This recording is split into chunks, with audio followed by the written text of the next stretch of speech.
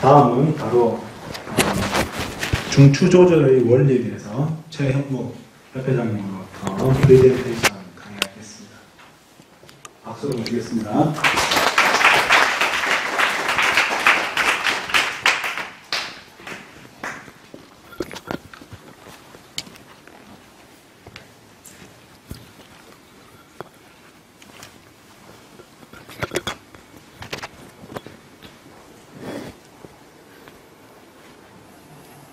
네, 중추 조절에 대해서 좀 정리를 해봤다고 할까요? 제 나름대로 생각했던 부분들을 이번 기회에 한번 정리를 해봤습니다. 자, 우선은 저는 중추 조절에 대해서 구조적인 면, 그리고 구조와 함께 일어나는 기능적인 면, 그리고 신경학적인 면을 우선 관찰의 주제로 삼았습니다. 알렉산더 테크닉에는 7가지 원리가 있습니다. 그래서 그 7가지 원리를 한 문장으로 담아봤습니다. 자신의 습관을 자각하여 의식적으로 멈추고 목적에 대한 집착과 판단 없이 매 순간 자연스럽게 생명의 권능을 회복하여 본래의 밝은 성품으로 살아간다. 여기서 생명의 권능, 그것을 저는 중추 조절이 아닌가 한번 생각해 봤습니다. 자, 모든 생명체에는 기본적으로 조건이 있습니다. 환경의 변화에 반응할 수 있어야 됩니다. 자극에 반응할 수 있는 체계가 내부에 있어야 한다는 거죠. 그리고 그러한 스스로 변화를 일으킴으로써 자신을 재조직화 또는 자기 조직화를 해야 합니다. 세포의 변형도 가능하고 신경의 가소성에 의해서 신경세포의 어떤 가소성도 늘어납니다. 환경과 몸의 기능을 유지하기 위해서 결국은 자기 조절 능력과 협응 능력이 반드시 필요합니다. 근데 이것이 우리에겐 좀 막연하게 들린다는 거죠. 구체적으로 이게 뭔지를 알아야 될 텐데요. 그래서 중추 조절이라는 것은 우리가 분명히 사용하고 있는 것이고 오랜 시간 동안 진화했음에 분명합니다. 그러나 인간의 지금 현재의 우리의 상태는 중추 조절을 제대로 사용하지 못하는 상태일 수도 있습니다. 그래서 복잡한 기능을 단순하게 통합하는 것, 이것이 중추 조절의 어떤 핵심적인 내용입니다. 자, 우리가 객관적으로 또 지식적으로 많이 알고 있는 우리 몸의 시스템에 대한 지식들이 많이 있습니다. 이 시스템들은 많은 관계를 나타내는데요. 이 관계에는 여러 가지가 있습니다. 뭐냐면 여러 가지가 또는 여러 부분이 하나와 관계하느냐, 또는 여러 부분들이 또 여러 부분들과 관계를 맺느냐, 아니면 이 두 조건이 아니면 그 모든 관계들을 하나로 통합하느냐, 요거밖에 없어요. 저는 우리가 나누고 있는 시스템들은 굉장히 많습니다. 기본적으로 12가지 인체의 생체 시스템을 나누고 있는데 이것을 하나로 묶는 건 왜 연구가 안 돼 있는지, 왜 그런 게 있다라면, 더군다나 그것이 굉장히 단순한 것이라면 우리는 의학적으로나 과학적으로, 생명과학적으로 반드시 탐구해야 될 주제인 거죠. FM 알렉산더라는 분이 처음 이 중추 조절을 발견했습니다. 그분은 이렇게 말했습니다. 대단히 복잡한 인간의 모든 생체 메커니즘을 비교적 단순하게 통제할 수 있는 지휘자와 같다. 바로 이 능력으로 자기를 하나로 사용하게 된다. 130년 전에 어떻게 이거를 발견했을까 저는 굉장히 궁금하고, 여기서 말하는 비교적 단순하게 통제한다, 이 말이 저한테 굉장히 충격적입니다. 이분은 아까 소개 들으셨겠지만 의사도 과학자도 아닙니다. 근데 스스로의 문제를 회복하는 과정에서 경험적으로 이 부분을 완벽하게 터득한 거죠. 자, 중추 조절에 대해서 간략하게 얘기할 수 있는 문장으로는 이런 것들이 있습니다. 머리와 척추와 1차적 관계다. 머리와 척추 또는 머리와 목. 척추가 시작하는 제일 첫 번째 목과의 관계다. 그 관계가 정상화되면 나머지 척추와 그리고 나머지 팔다리는 저절로 움직인다. 어떠한 이유에서든 그거는 반사적으로 진행이 된다. 그래서 생명의 권능이고 내적인 지성이다. 저는 내적인 지성이다라는 말에 굉장히 공감하는 면이 있습니다. 즉 우리가 알지 못하지만 분명히 내재한 이미 타고난 우리의 본성과 같은 그 무엇이다. 그것은 우리가 지식적으로 탐구하기가 매우 어렵다는 거죠.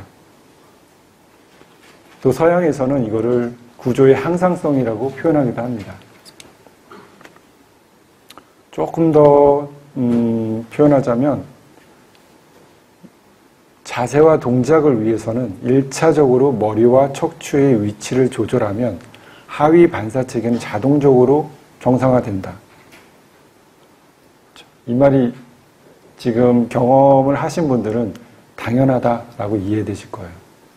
그러나 그렇지 못한 분들은 도대체 뭘 얘기하는 건지 궁금하시겠죠. 그래서 중추 조절은 머리 위치와 방향성에 의해서 척추의 움직임을 뒤따르게 합니다. 그렇게 함으로써 인간의 많은 문제들을 해결해 갑니다. 정신적인 면 그리고 육체적인 면 이렇게 굳이 나누지 않더라도 인간이 인간으로서 존재하기 위해서 필수적인 어떠한 메커니즘이 있다는 거죠. 자, 찰스 쉐링턴 경이라고 FM 알렉산더를 너무나도 FM 알렉산더로부터 정말 많은 내용을 배웠고 스스로 이제 현대 신경생리학의 아버지라고 불리울 정도로 유명하신 분입니다.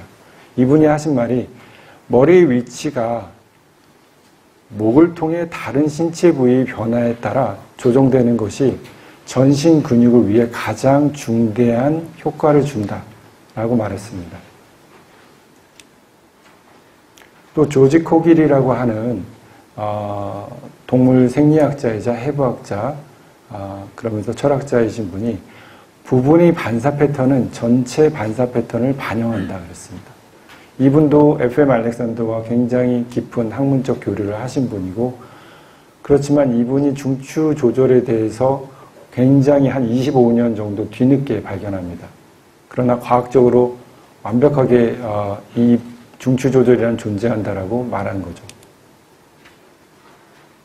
루돌프 매그너스 독일의 생리학자인 이분은 전신이 하나로 되는 메커니즘은 머리가 방향을 이끌고 몸이 뒤따르는 방식으로 해야 한다라고 했습니다. 이분은 매우 유명한 분입니다. 의학계에서 특히 약학계에서도 그렇고 자세 조절 메커니즘에서 가장 선구적인 분입니다. 레이먼드 달트라는 분은 인류학자인데요. 이분은 이렇게 얘기했습니다. 나는 제일 첫 번째의 운동 조직이 몸을 하나로 지시된 움직임을 일으키게 한다고 확신한다. 이분도 굉장한 FM 알렉산더 그리고 알렉산더 테크닉에 많은 영향력을 미친 분입니다.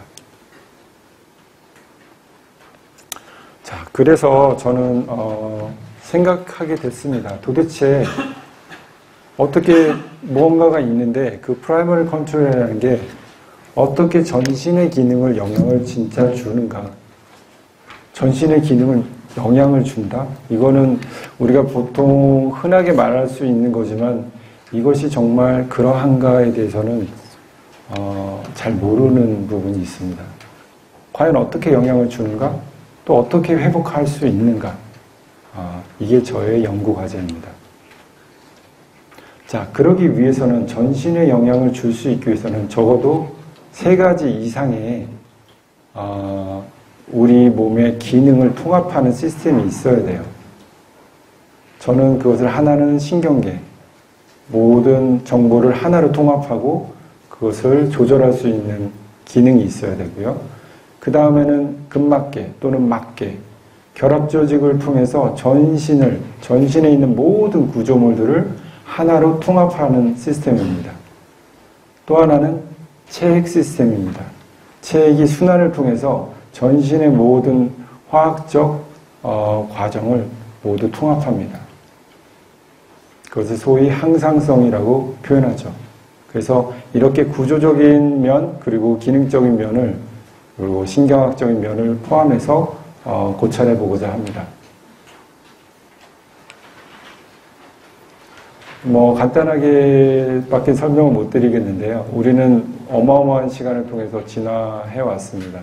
지금의 우리의 모습은 지금의 모습일 뿐입니다. 정말 많은 변화 과정이 있었습니다. 그러나 우리의 모습은 지금 두 발로 직립하고 걷는 그런 직립보행의 동물입니다. 움직여야만이 살 수 있는 생명체라는 거죠. 즉 머리가 하늘 위로 향할 수 있게 되었습니다. 허리가 곧추 세워지고 두 다리에는 큰 변화가 일어났습니다. 시야가 확보되고 피부는 발환작용을 쉽게 할 수 있어요. 바람을 맞이하는 면적이 넓다는 거죠. 그래서 땀을 흘려도 오래 뛸 수가 있었던 거죠. 다른 동물들은 일정 부분에서 반드시 땀을 식히기 위해서 멈춰야 합니다. 손이 자유로워지고 당연히 대뇌피질이 발달됩니다. 그러나 단점 또한 있습니다. 외부 충격에 대해서, 특히 발로부터 오는 충격에 대해서 매우 취약합니다. 뛴다든지 떨어진다든지 그런 부분에 대해서 맨 위에 중요한 머리 부분이 역학적으로 가장 높은 곳에 있기 때문에 이 충격에 대해서 완충을 제대로 하지 못한다면 여기에서는 치명적인 문제가 발생할 수 있어요. 다른 동물들처럼 지명과 수평적인 관계가 아닙니다. 그래서 중요한 장기들도 노출되고 스트레스에 대한 적응도 잘 못하게 되는 겁니다. 다음은 머리가 너무 큽니다. 목에 비해서 머리가 너무 크다는 거죠. 즉 뇌가 너무 발달하고 커지는 바람에 두개강 자체가 커졌습니다. 그러나 반면에 그걸 받치고 있는 목뼈와 나머지 부분들은 다 수직적인 정렬을 할 수밖에 없어요. 역학적으로 굉장히 불리한 상태입니다. 발바닥의 지면은 여자인 경우 A4 용지 반절밖에 안 돼요. 그것에 비해서 위로 올라선 이 건축 구조물들은 맨 윗부분에 이렇게 중요한 부분이 놓일 수 있는 내적인 기능이 없으면 이건 거의 불가능합니다. 그래서 자체적으로 취약함이 있습니다.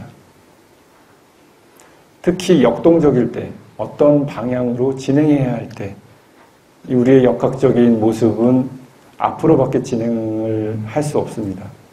물론 뒤로 우리는 걸을 수도 있지만 지금 중력에 대한 방향과 앞으로 진행하는 방향이 90도가 됩니다. 다른 타 동물들은 머리가 진행하는 방향과 척추의 방향이 같습니다. 그래서 수평적인 지면과의 관계 때문에 역학적으로 굉장히 편안한 그리고 많은 효율성을 갖게 됩니다.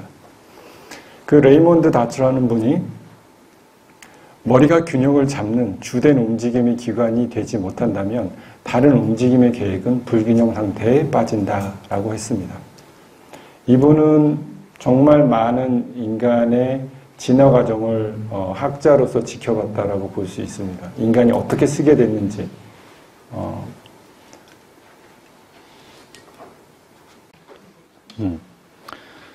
자, 이제 알아볼 내용은 구조적인 관찰입니다. 구조를 통해서 어떠한 기능이 일어나는지 기본적인 내용들을 알아볼 텐데요. 우선은 저는 세 가지 부분을 요약하고 싶습니다. 첫 번째는 후두 3이라는 부분을 통해서 그 부위의 관절, 인대, 근육, 신경을 기본적인 내용으로 알아보고요. 그 다음은 두개천골 시스템에 있는 뇌척수액과 림프, 그리고 혈액과의 관계를 알아보겠습니다. 다음은 구강하악 시스템에 있는 악관절, 설골, 치아에 대해서 간략하게 알아볼까 합니다. 자, 지금 화살표가 표시된 곳이 경추 1번 환추라고 하는 곳입니다. 자, 이 부위를 중심으로 해서 프라이머리 컨트롤이 일어납니다. 자, 제일 상부에 있는 부위를 후두골, 그 다음에 환추, 그 밑에 축추. 이 세 가지를 저는 지금부터 후두 3위라고 부를까 합니다. 매우 중요한 기관입니다. 자, 경추 1번과 그리고 2번 축추와의 관계에서 한번 모양새를 한번 잘 보시기 바랍니다. 환추는 정말 이렇게 둥근 모양으로 생겼고요. 그 다음에 축추는 뭔가가 볼록 튀어나와 있는 부분이 보이죠? 그 부분을 치아돌기라고 보통 해부학적으로 얘기합니다. 이 두 뼈가 이렇게 결합이 됩니다. 자, 위에서 보이시는 이 넓은 이 관절면은 후두골을 받치고 있습니다. 이 관절면이 어떻게 생겼느냐에 따라서 후두골이 어떻게 받쳐지고 거기서 어떠한 움직임이 발생되는지 이 기초적인 중요한 단서가 되겠죠. 다음에 이렇게 결합했을 때 치아돌기와 환추와의 결합은 아주 특이하게 결합이 됩니다. 자, 우선 후두골과 환추와의 결합은 단순하게 표현하면 저렇게 오목과 볼록 형태의 관절면이 서로 결합이 됩니다. 이때 어떠한 움직임이 일어나겠습니까? 한번 잘 생각해 보시고요. 자, 아까 말씀드린 대로 이 환추와 축추와의 관계에서 중요한 인대가 여기서 보여집니다. 바로 이거죠. 마치 하나의 뼈인 것처럼 아주 강력한 인대가 바로 이 치아돌기를 감싸돌듯이 이렇게 형성되어 있습니다. 이렇게 형성되어 있기 때문에 이제 환추는 축추를 중심으로 해서 돌게 되어 있습니다. 회전 운동이 비로소 일어나는 거죠. 위로는 후두골이, 그리고 아래로는 축추가 이렇게 결합되어 있습니다. 자, 이 내부를 단면으로 봤을 때 그 환추와 축추 단면 안쪽을 보면 이렇게 인대들이 아주 복잡하게 연결되어 있습니다. 재밌는 부분들은 보시는 바와 같이 이렇게 십자가 형태의 인대가 아주 강력하게 후두골과 경추 1번과 2번을 서로 연결하고 양쪽으로 또한 아주 강력하게 결합되어 있어요. 이거를 십자인대라고도 부릅니다. 그리고 위로는 이렇게 지금 사선 모양으로도 어떠한 힘을 발휘할 수 있게끔 이렇게 되어 있습니다. 묘하게도 이거 이름이 날개인대입니다. 십자가와 날개. 묘하지 않습니까? 이런 식으로 아주 강력한 인대들이 주변에 많이 있습니다. 자, 이렇게 또 횡단면을 또 보시면 인대가 이 척추의 이 전면부, 이 추골들의 전면부, 그래서 후두골 위쪽에서부터 환추, 그리고 모든 위 아래쪽으로 있는 31쌍의 모든 뼈들에 다 연결됩니다. 이거를 전종인대라고 부르는데 아주 강력합니다.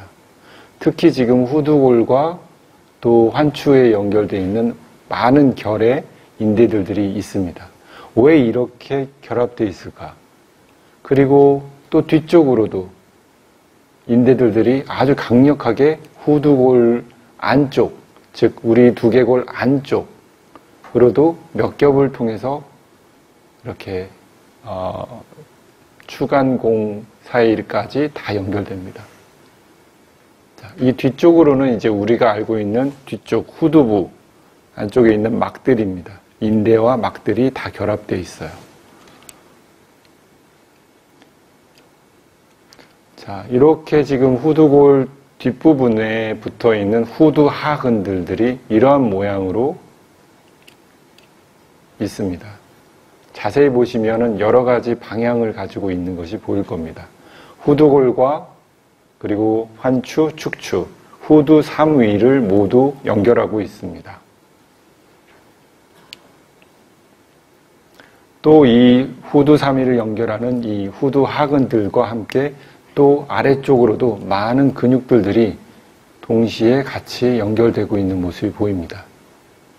어떠한 기능을 하기 때문에 이럴까요?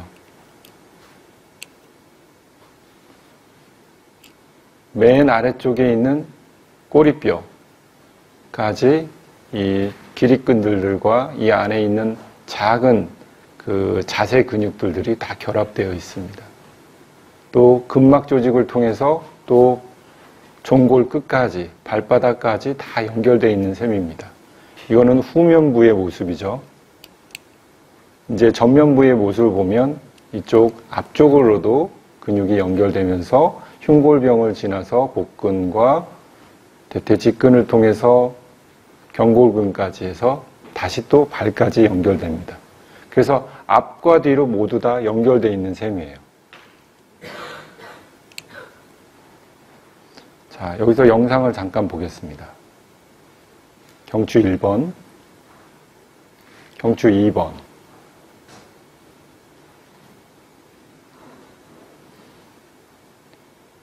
경추 1, 2번이 정상적으로 움직일 때의 모습.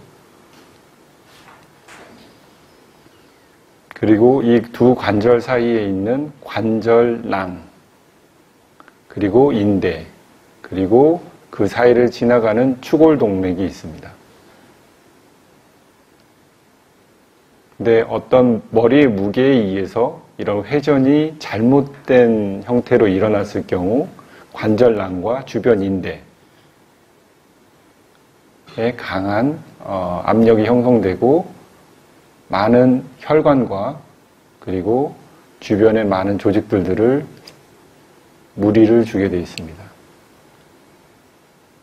자, 보셨던 부분들을 약간 이제 알렉산더 테크닉적인 원리로 간추려서 나간다면, 자, 인대도 그랬고, 인대도 앞쪽이 굉장히 강력하게 인대 구조가 형성되어 있었어요. 왜 그런가?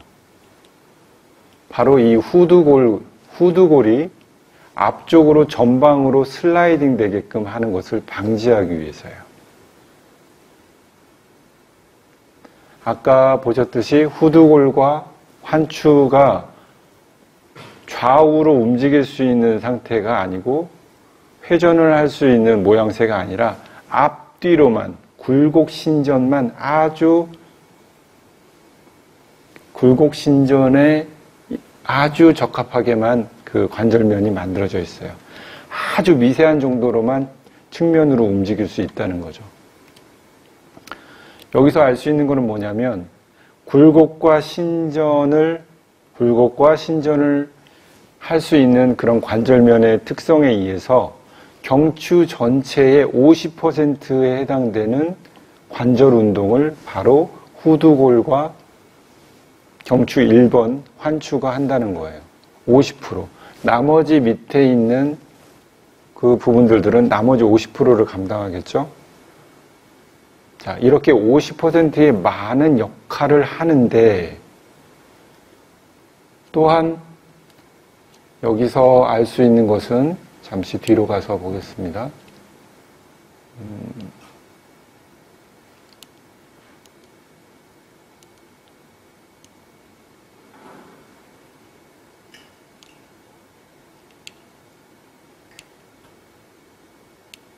브레이크 할게요. 안 넘어가겠네. 여기서 뒤로 가지를 않네요. 이렇게. 자, 중요한 설명이기 때문에 제가 잠시 뒤로 가겠습니다. 요거. 자, 이 부분을 다시 한번 잘 보시기 바라요. 정말 중요하거든요. 중추 조절이 어떻게 기본적으로 일어나야 하는가에 대한 부분이 이거예요. 후두골이라는 굉장히 중요한 부분, 그리고 환추라고 바로 밑에 있는 이 머리 전체를 받칠 수 있는 이 작은 뼈, 이 둘 사이의 면적은 굉장히 좁습니다. 실제 면적은 굉장히 좁습니다. 뭐 한 1, 2cm밖에 안 되죠. 그리고 지금 여기 보시는 대로 이 구멍이 하나 있는데 이게 바로 뇌에서부터 이제 척수가 내려오는 그 커다란 대후두공이라는 곳이에요. 첫 번째 만나는 접지가 바로 이러한 형태로 이루어진다는 거죠. 자, 굴곡과 신전의 50%에 해당되는 움직임, 그리고 나머지 회전 운동. 회전 운동은 이제 환추와 축추, 이 치아 돌기를 중심으로 한 움직임이 일어나는 거죠. 이것도 나머지 부분들은 50%지만 이 부분의 회전의 50%를 감당하고 있다는 거예요. 즉 굴곡 신전의 50%, 회전의 50%를 다 감당하는 거예요. 제일 높은 위치에 있는 관절이, 그리고 이 뼈들의 어떠한 역할을 하는데 이 부분이 굉장히 중요하다, 중추적이다, 1차적이다 라고 할 만한가를 이제 더 살펴보겠습니다. 한번 리뷰하시고요. 매우 중요한 조직들입니다. 자, 이제 좀 정리를 해보면 후두골이 앞으로 나가지 못하게끔 인대 구조는 되어져 있고, 그렇죠? 관절면은 일정 부분 움직일 수 있게 되어 있어요. 제한되어 있다는 거죠. 많은 가동 범위가 있지만 제한되어 있어요. 근데 근육들을 보면 앞부분보다 근육들의 그 힘이라든가 근육의 톤이라든가 근육의 양은 뒤쪽에 굉장히 많이 형성되어 있는 것이 보입니다. 그 이유는 무엇인가 하는 거죠. 어떠한 역할을 하기 위해서 앞쪽의 근육군과 뒤쪽의 근육군의 차이가 있는지, 인대도 그러했고, 계속 살펴보겠습니다. 자, 머리에 있어서의 그 무게 중심, 지금 요 앞부분이죠. 그리고 움직임의 중심, 방금 보신 그 관절의 중심, 치아 돌기를 중심으로 해서 바로 윗부분, 환추와 후두골이 만나는 그 정점에 해당이 되죠. 이 부분이 움직임의 회전과 굴신, 그리고 나머지 모든 움직임들이 일어납니다. 이 뒤쪽으로 있는 후두하근과 또 많은 근육, 척추 기립근들과 연결되어 있는 많은 근육들이 여기에서 어떠한 역할을 한다는 거죠.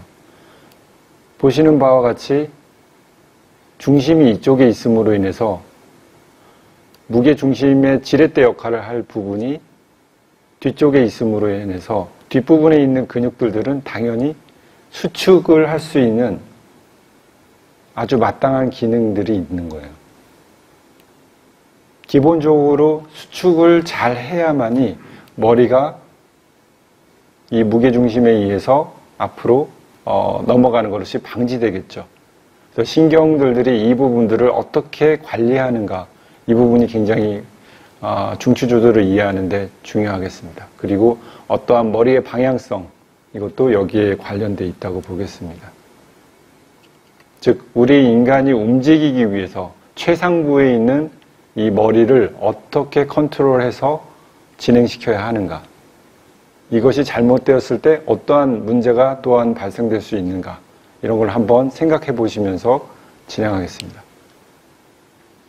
자, 요것도 단면으로 보시면 이제 인대를 넘어서서 이제 근막들이 이 앞부분뿐만 아니라 이 후두골을 여러 차원으로 겹쳐가면서 이 앞부분을 다른 기관들과 차이를 두고 있으면서 어떤 하나의 경계막의 역할을 하고 있죠.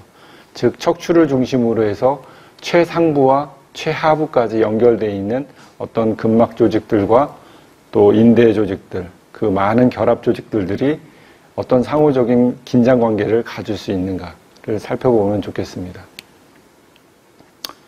이 두개골을 이렇게 횡단면으로 이렇게 봤을 때 위에서 아래로 내려다보면 이러한 모습인데, 지금 여기서 보실 수 있는 거는 이 뇌를 싸고 있는 어떠한 막이 있다는 겁니다. 이거를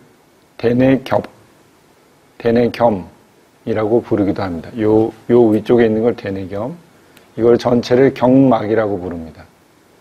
이걸 대뇌겸, 소뇌겸 이렇게 이러한 모양으로 되어 있고, 또 실제적으로도 이렇게 아주 강력한 탄성 조직으로 이루어져 있어요. 그래서 강력한 장력을 처리해야 되는 거죠. 즉 뇌를 보호하기 위해서이기도 하고 어떠한 또 하나의 기능이 있다는 거죠. 자, 이러한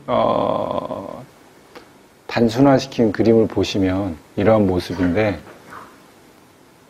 자, 이러한 구조를 가졌을 때 어떠한 힘이 발생됩니다. 우리가 알고 있는 두개골이 마치 하나인 것 같지만 두개골은 여러 가지 봉합에 의해서 연결되어 있습니다.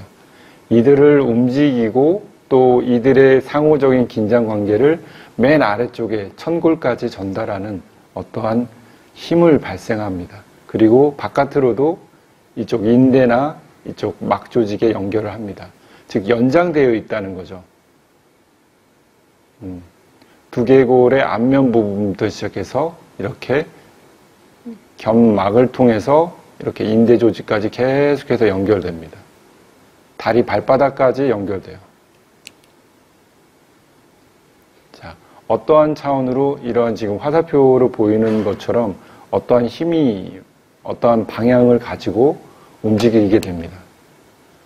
그때는 두개골의 후두골과 앞쪽에 있는 저편골이 가장 최심부에서 어떠한 방향을 가지면서 움직일 때 수많은 23개 이상이 되는 뼈들이 동시에 움직이게 됩니다. 마치 기어가 맞물리듯이 움직이고 또 팽창합니다.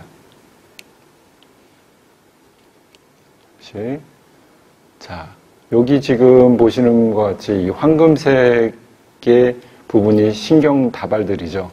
척수 신경들이고, 자, 이 부분을 싸고 있는 얇은 막이 보이시는지 모르겠습니다. 아주 얇은 막이 있습니다. 이 막이 아까 말한 그 경막들의 연장입니다. 그래서 척수 경막들이 맨 아래 천골 2번까지 연결이 돼서 강력하게 부착이 됩니다. 대표적으로 이 위쪽을 감싸고 있던 경막들은 후두골 그리고 경추 1번, 2번, 3번까지 이쪽에 아주 강력하게 이렇게 감겨 있습니다. 결합되어 있습니다. 그리고서 나머지 부분들은 조금 자유롭게 있다가 이 천골 두 번째 부분에 또 강력하게 접합됩니다. 자, 어떠한 역할을 하기 때문이겠죠. 모든 구조에는 그에 합당하는 기능이 있습니다. 자, 여기 보시는 거는 이제 뇌척수액이 측내실이라고 하는 곳에서부터 여기 맥락총이라는 곳에서부터 계속 샘솟듯이 계속해서 생성되어져 나옵니다. 일정한 주기를 가지면서 생성되는데 이들이 거기서 생성되어져서 계속해서 우리 뇌를 그리고 척수를 보호하고 감싸면서 계속 순환이 됩니다. 이거를 뇌척수액의 순환이라고 할 수 있습니다. 간단히 보고 넘어가겠습니다. 그리고 뇌척수액은 기본적으로 이런 지지작용과 그리고 충격을 완충하는 기능을 한다고 볼 수 있습니다. 그리고 물이기 때문에 뇌의 무게를 원래는 14kg 정도를 5kg 정도로 부력에 의해서 줄일 수 있습니다. 그리고 여러 가지 이제 화학적 작용을 하게 되고요. 그리고 대표적으로 여러 가지 약물이나 대사 산물들을 처리하고 많은 이온들, 화학적 이온 농도의 변화를 줄 수가 있고 그것이 나중에는 심박수나 여러 가지 그 체액 밸런스에 큰 영향을 준다라고 볼 수 있습니다. 그리고 두 개 봉합에 압박이 형성됐을 경우에는 당연히 뇌척수액의 순환에 장애가 같이 올 수 있습니다. 두 개 봉합에 압박을 가할 수 있는 요인들이 아까 후두 3위를 비롯한 또 구강 하악 계열에서부터 오는 압력들에 의해서 시작될 수 있습니다. 자, 이 내용을 이제 잠시 살펴보시기 바라고요. 이 두개골과 천골에서 일어나는 어떠한 리듬이 있는데 1분당 6회에서 12회 정도라고 볼 수 있습니다. 정상적인 리듬의 임펄스, 크레니얼 리드믹 임펄스는 6회에서 12회 정도 됩니다. 그 이상이 되거나 너무 적거나 할 경우 어떠한 장애가 시작된다고 볼 수 있습니다. 자, 나머지 부분들은 이제 혈관, 정맥, 동맥이 지금 보시는 바와 같이 매우 복잡하게 아주 제가 보기에는 굉장히 아슬아슬하게 이 중요한 턱관절 사이를 지나가고 또 아까 보신 대로 추골동맥이 아주 커브를 돌면서 바로 환추와 추골 사이에 거의 끼어 있듯이 아주 쉽게 압박을 받을 수 있는 위치로 지나갑니다. 아까 보신 대후두공 사이로 통과하게 되어 있습니다. 그리고 나머지 이제 임파액 순환들도 머리에서부터 또 심장으로 다시 순환 배농되어져서 내려오는데 중요한 거는 뭐냐면 뇌척수액들이 임파관을 통해서 한 60% 정도가 다시 임파관으로 순환된다는 거예요. 다른 조직들처럼 뇌척수액도 임프액으로 연결되어져서 다시 심장으로 돌아온다는 거예요. 이거는 체액 밸런스 이론에 있어서 되게 중요한 거예요. 그러나 아직까지는 정확하게 몇 프로 얼마만큼 되는지는 알지는 못하고 있습니다. 그래서 임파계는 이제 면역기관이죠. 면역 기능을 기본적으로 하는데 결국은 이 심장에서부터 펌핑되어져서 체액이 이제 혈액이 이제 공급이 되는데 이때 어떠한 압력의 비율에 의해서 세포로 전달됩니다. 그리고 그 압력의 비율에 맞춰서 또는 영양물질이나 단백질 이런 부분들의 분자 구조에 의해서 임파관으로 넘어옵니다. 대체적으로 좀 큰 단백질 분자들이 임파관을 통해서 배농됩니다. 그래서 기본적으로 우리 체액의 밸런스는 매우 중요한데 대표적으로 세포를 기준으로 해서 세포 바깥에 있는 세포 외액과 세포 내액으로 나눠져 있는데 약 정상적인 경우 이러한 비율을 갖습니다. 약 3대 6 정도의 비율을 갖고 그리고 세포 외액 안에는 세포 간질액이라는 게 또 있습니다. 이것이 굉장히 중요한 부분입니다. 여기서의 비율과 압력에 의해서 여기에 어떠한 영향력을 주었을 경우에는 세포에 전달되어야 될 체액과 그리고 영양분 이런 부분에 큰 대사 관련된 문제들이 많이 생긴다는 거죠. 자, 이러한 것들이 어떻게 이 후두 3위와 또 연결될 수 있냐면 이 지금 미주신경이라고 뇌신경, 뇌에서부터 직접 나오는 이 뇌관에서부터 직접 나오는 굉장히 중요한 자율신경이 있습니다. 이거를 미주신경이라고 하는데 지금 보시는 바와 같이 이 구강하악부에 있는 혀라든지 이런 부분들, 보컬 코드 그리고 이렇게 다시 돌아서 또 이 구강하부와 성대 부분을 관리하는 이런 시스템이 이루어져 있고 그 하부로는 뭐 심장, 폐, 위, 간, 비장 이런 여타 많은 장기들을 자율적으로 조절하게끔 되어 있는 부분이 일로 나옵니다. 근데 이 미주신경이 어디를 통해서 빠져나오냐면 아까 보신 그 대후두공 앞에 있는 작은 아주 작은 그 구멍으로 나옵니다. 쉽게 압박될 수 있고 쉽게 문제를 일으킬 수 있는 부분이라는 거죠. 자, 이 부분은 이제 이런 자율신경이 문제가 됐을 경우 이제 면역계통에 이제 큰 문제가 일어나게 됩니다. 특히 뇌의 변연계 시스템에서 이러한 다양한 미생물들을 처리하지 못하는 상태가 될 수 있습니다. 그래서 비정상적인 면역 반응이 일어난다라고 우선 간추릴 수 있습니다. 이 부분을 이제 좀 자세히 봐주시기 바랍니다. 여기 지금 파란색은 정맥이고 빨간색은 동맥입니다. 이게 바로 환추의 모습이고요. 요 노란 부분이 바로 미주신경입니다. 얼마나 근접해 있는지를 잘 관찰해 보세요. 그러나 환추골은 아까 말씀드린 대로 후두골 하부에 있어서 굴곡과 신전을 도모해요.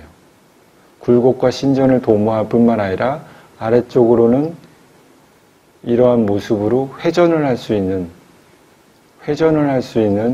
그런 구조입니다.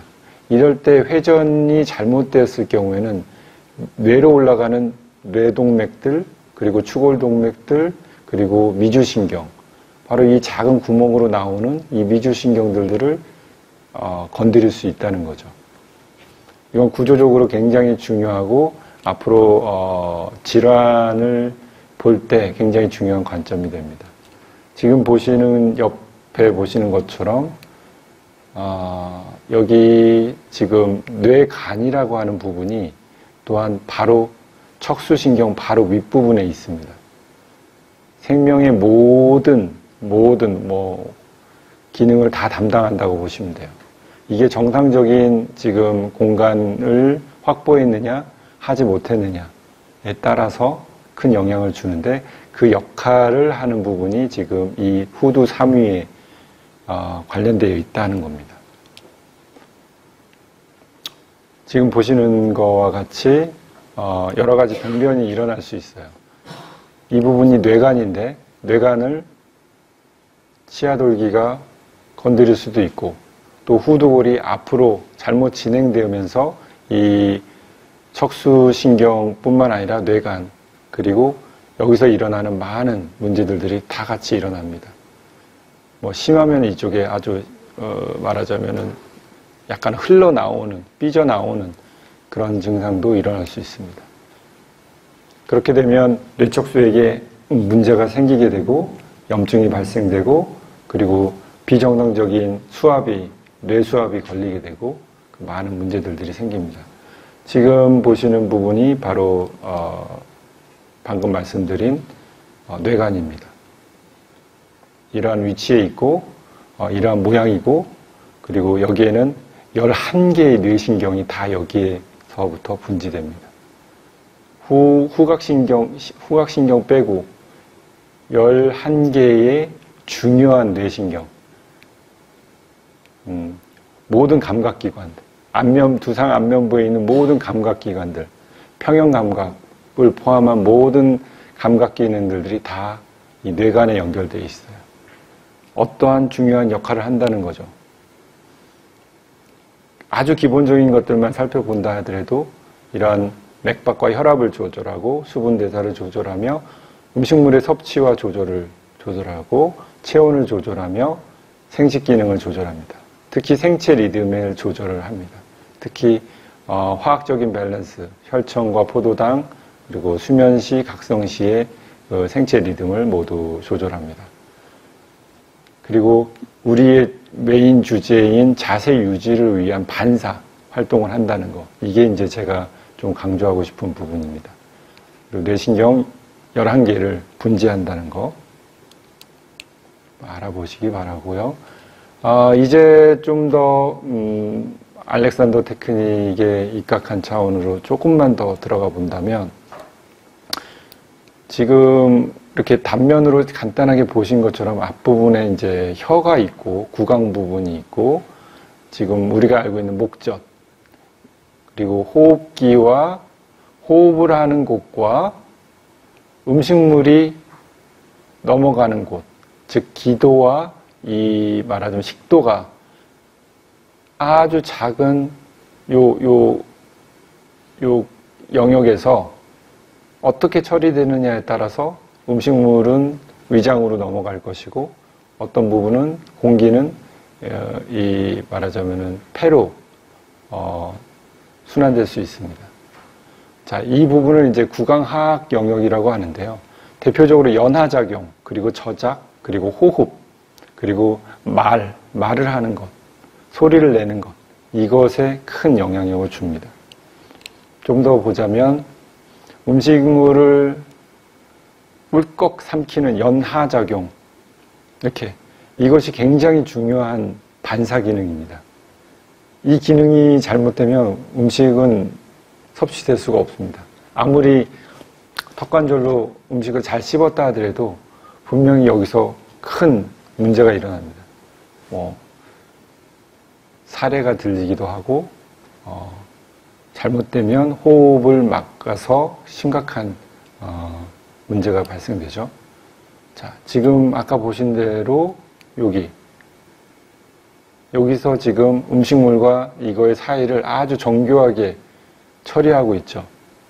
이런 기능을 미주신경이 한다는 거예요. 열었다 닫았다, 열었다 닫았다. 정확하게 음식물이 들어올 때인지 코를 통해서 또는 입을 통해서 공기가 들어오는지 이걸 감지할 수 있어야 한다는 거죠. 즉 생명에 있어서 굉장히 1차적인 역할, 외부로부터 에너지원을 섭취해야 하는 것, 그리고 산소를 섭취해야 하는 것, 이런 것들과 1차적으로 관련되어 있다는 거예요.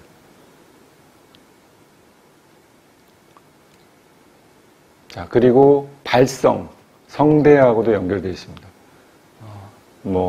더 깊게 얘기는 하지 않겠지만 성대의 위치, 성대가 지금 위치가 이렇게 경추 바로 앞쪽에 아주 작은 공간을 두고 있습니다. 그리고 외부로는 이러한 위치에 있고요. 이것도 이제 매우 복잡한 구조를 가지고 있습니다.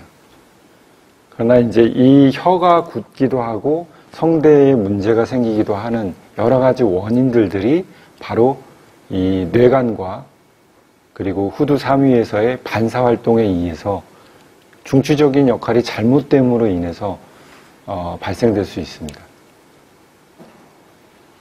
구강하악계의 연화작용은 기본적으로 하루에 2,400번 정도를 합니다.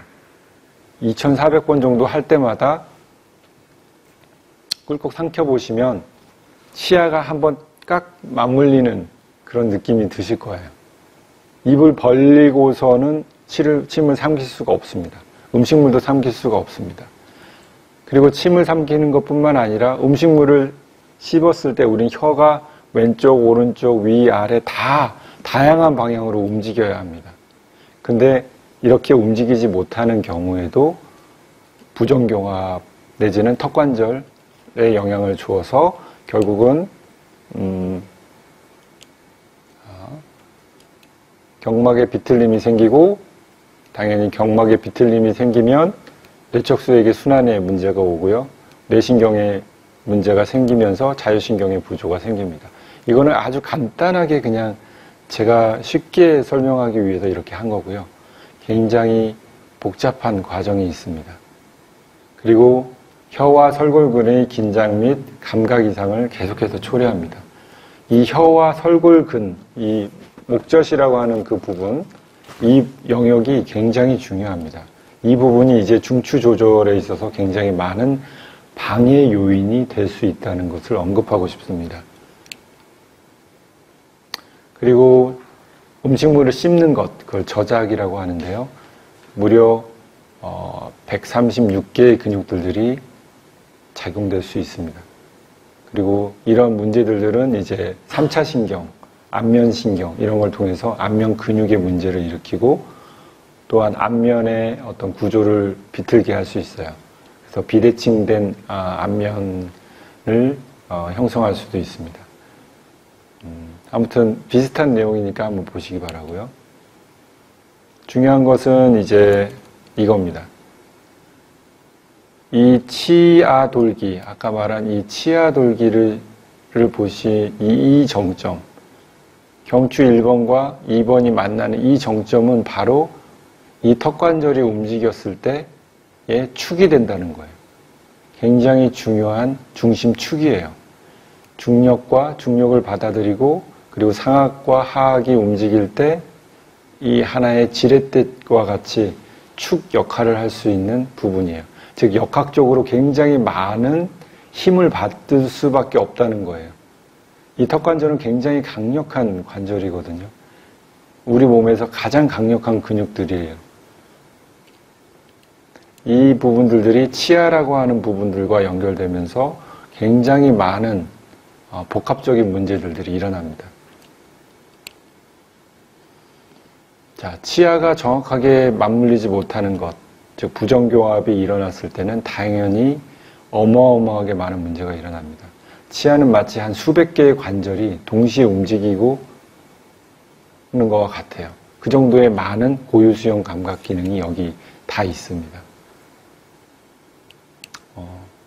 간추려서 얘기하자면 많은 이제 근골격계에 잘못된 신호를 전달하게 돼요. 즉 여기서 보내진 잘못된 고유수용 감각적 신호가 여기서 교란을 일으키면 나머지에 있는 많은 근육체계들은 다 엉망이 돼버린다는 거예요. 즉 그것을 보상하기도 하고 잘못 반사를 일으키기도 하고 또한 자율신경계의 문제를 일으키기도 하고 비정상적인 근육톤을 계속 발생시켜서 좀 비정상적인 인간의 구조를 만들게 됩니다. 자, 여기서 보여지는 것은 다리의 길이기, 골반의 각도 이런 것에도 큰 영향을 주게 됩니다. 그리고 이 하부 체계에 많은 보상을 일으킵니다.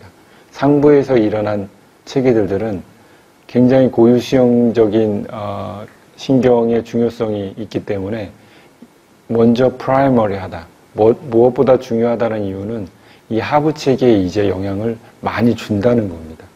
즉 위계 질서상 굉장히 높다는 거예요. 이 관점을 잠깐 보시기 바라고요.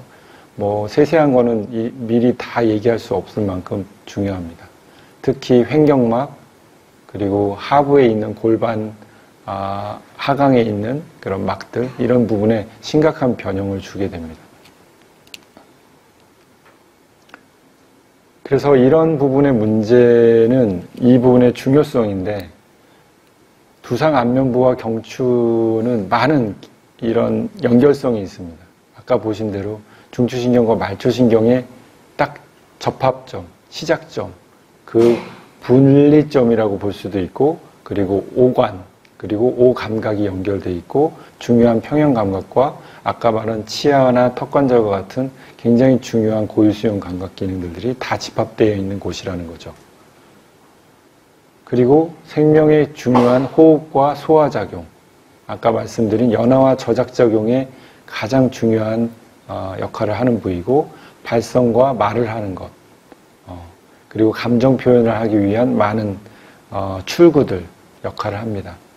특히 목은 감정을 표현하는 데 있어서 굉장히 쉽게 차단될 수 있는 곳이라는 거예요. 말을 못했을 때, 자기가 원하는 감정적 표현을 못했을 때 많은 근육들의 긴장이 여기서 발생됩니다. 그리고 면역 활동도 많이 관련됩니다. 우리 뭐 비염이라든지 이런 것들, 이런 부비동이라든지 이런 부분에 바로 뇌척수액이 배농돼야 될 부분들이 잘 되지 않았을 때 뇌압이 올라가면서 이런 부분에 모이게 되고 잘 순환이 안 되고 배농이 결국 배설이 되지 않았을 경우에는 쉽게 염증이 발생됩니다. 자, 이제 인체를 전체적으로 통합하는 기능 중에 하나인 이 막계, 결합 조직으로 이루어져 있는 이 막, 이 전신을 다 감싸고서 온 몸을 하나로 만들고 있습니다. 이거는 결합 조직이라는 것으로 이루어져 있고 이들은 기본적으로 탄성 조직체입니다. 우리 몸을 보호하기도 하고 운동작용에 역학적인 역할을 합니다. 보시는 바와 같이 밑에 아주 촉촉한 어떤 수분들이 느껴지실 겁니다. 이거는 전도성이 있다는 뜻을 얘기하는 거예요. 실제로 연구 발표된 바 있습니다. 즉 생체에서 발생되는 어떤 에너지원이나 전자기장에 흐르는 어떤 힘들을 이러한 네트워크를 통해서 어떤 힘들이 전달되고 정기적인 힘들도 전달될 수 있다는 겁니다. 그리고 내장기들을 다 감싸고 있고 아까 말한 두개골에서 보여줬던 경막도 이 결합 조직의 하나입니다. 즉 이 큰 막계 안에 소속되어 있는 최심부에 있는 막이라는 거죠. 자, 그리고 근육들을 이리저리 연결시키면서 운동 기능할 때 굉장히 중요합니다. 특히 인간은 서 있기 때문에 서 있기 때문에 그라운딩의 면적이 굉장히 좁습니다. 발바닥의 면적이 매우 좁은 상태에서 인간이 기립하고 또 보행을 할 수 있을 수 있기 위해서는 이 시스템이 매우 중요합니다. 요점만 말씀드리면 결국은 이렇습니다. 전신을 통합하는 이런 근막계통이 위아래 안과 밖으로 다 연결되어 있는데 중요한 어떤 위계질서를 갖는 이 상부에 있는 부분들이 이러한 나선적인 힘으로 전신을 또 하나의 어떤 역학적인 힘뿐만 아니라 어떤 관계적인 기능적인 부분들에 많은 관련된다는 거예요. 특히 통증이라든지 이런 전달 과정들이 있다는 겁니다. 이건 또 다른 패턴이기도 한데요. 한번 살펴보시기 바랍니다. 복부를 지나가고 또 복부를 지나서 다시 머리로 결합되는 이 최상부에 있는 후두하근과도 연결이 되고 후두하섬유 조직들과 연결되어서 이 두개골 쪽으로 있는 외피막하고도 다 연결이 됩니다. 그래서 척추 기립을 연결을 시키고 하지에 있는 이런 대퇴 근육들과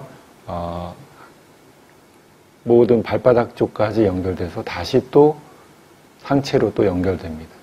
그래서 몸 전체를 나선적으로 움직인다 해서 나선형 근막이라고도 표현합니다. 자, 중요한 거는 머리의 위치가 어떠한 이러한 통합적인 결합 조직과 그리고 위계적으로 봤을 때 상위에 있을 수밖에 없는 이러한 특징에 의해서 어쩔 수 없이 많은 우리의 운동과 자세에 영향을 심각하게 미친다는 거죠. 그렇기 때문에 많은 관련된 문제들도 고려할 수밖에 없습니다.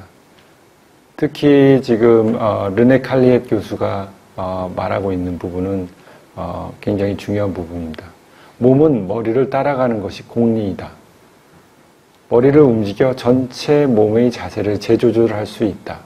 머리의 위치 이상은 기본 폐활량의 30%까지 줄이고 내장기, 특히 대장에 영향을 준다.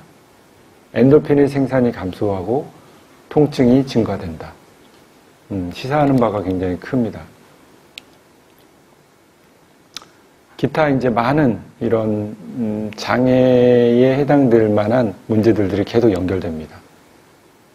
그래서 후두 3위의 긴장은 거의 굉장히 복합적인 문제들로 다 연결됩니다. 심각하게는 이제 호르몬계 이런 부시피질 호르몬 자극에 의해서 우리의 스트레스와 관련될 수밖에 없어요. 스트레스를 어떻게 처리할 수 있느냐가 바로 중추 조절의 매우 핵심적인 관건입니다. 자율신경, 그리고 내분비 활동, 그리고 역학적인 연결성 이런 것들을 고려해 보시기 바랍니다. 자, 지금까지 내용을 간추려 보자면 이렇습니다. 이러한 관절의 특징에 의해서 굴곡신전이 일어난다. 약 50% 정도 일어난다고 볼 수 있고 회전도 90도 정도가 가능한데 이 회전이 일어난다. 이거는 인간만이 일어나는 회전 각도예요. 다른 동물들이나 우리의 진화 과정에서 이렇게 많은 회전이 일어날 수가 없어요. 이거는 진화적인 관점에서 매우 중요합니다. 그러나 위치적인 관점에서 너무나도 위험천만한 잘못 사용됐을 경우는 매우 위험천만한 이 회전력이라는 거죠. 이거를 어떻게 컨트롤하느냐가 이제 우리의 주제입니다. 또 인대도한 이 후두골을 보호하고 왜 후두골이 전방으로 진행되면 안 되는가? 즉 뒤쪽에 있는 근육들이 짧아지게 되면 자세 근육들은 한번 짧아지면 그 길이를 쉽게 회복하지 못합니다. 그렇게 됐을 경우 이 후두골은 쉽게 인대를 밀고 점점 더 전방으로 갈 수 있는 가능성이 인대의 강력한 보호에 의해서도 일어날 수 있다는 거예요. 왜냐하면 인간은 서 있기 때문이에요. 머리의 위치가 굉장히 작은 뼈에 의해서 받쳐져 있고 굉장히 많은 가동성이 일어나는 곳이라는 거죠. 제일 높은 위치에서 제일 위치적인 힘이 역학적으로 굉장히 불안정한 위치에서 이러한 강력한 움직임이 일어난다는 것은 한번 고려해야 될 문제라는 거죠. 그리고 나머지 정리한 바와 같이 보상적인 문제들이 많이 일어납니다. 소위 긴장의 어떤 연속성이 계속 일어난다는 거예요.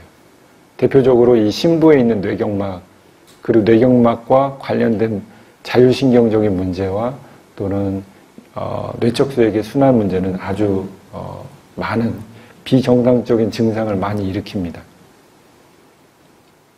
그리고 최상부의 구조적 관계 패턴, 그리고 중추신경계를 압박한다.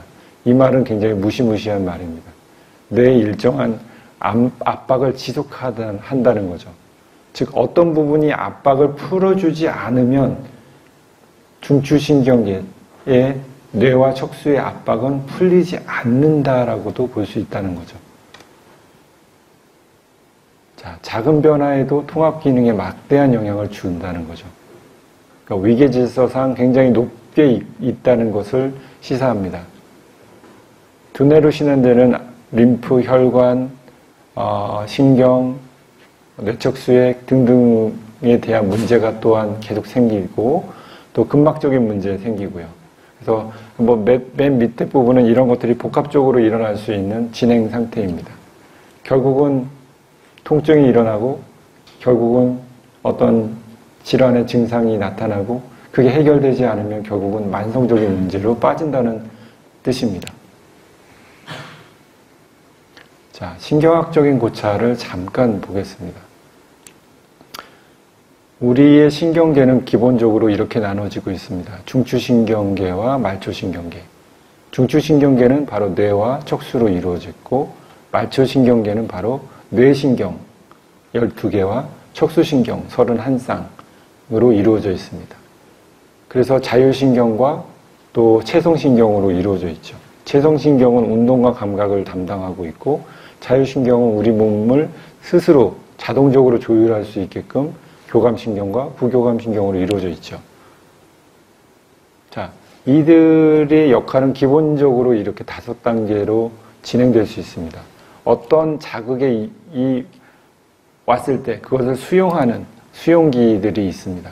아주 다양한 수용기들이 피부뿐만 아니라 눈, 코, 입, 귀 모든 곳에 있습니다. 이거를 전달하는 감각 뉴런들이 중추신경계의 어떠한 부분이든 전체이든 연결을 짓습니다. 그리고 종합적인 해석을 하고 명령을 내린 것이 바로 운동 뉴런을 통해서 최종적으로 어떠한 작용하는 곳, 이게 꼭 근육일 수도 있고 또는 눈물샘이라든지 내성기관 또는 외성기관일 수도 있습니다. 자, 이 5개의 단계를 한번 생각해 보시기 바랍니다. 자, 이 단계들은 아주 단순하게 봤을 때 반사라고 하는 작용으로 이루어집니다. 우리가 뜨거운 거를 딱 만졌을 때 바로 회피 반응이 일어나죠. 그것을 바로 척수에서 일어나는 척수 반사라고 합니다. 우리가 생각할 틈이 없어요. 생각하지 않아도 되는 거죠. 여러분이 뾰족한 압정을 밟았을 때 생각하고서 하지 않죠. 아, 밟았다. 자, 대퇴사두근을 수축하자. 안 하죠. 저절로 이루어집니다. 바로 이 움직임의 가장 원시적인 형태, 가장 기본적인 형태. 수의적으로 일어나는 움직임도 있지만 불수의적으로 의식하지 않아도 일어나는 움직임에 의해서 우리 몸은 그리고 우리의 생명은 운영되고 있다는 거죠.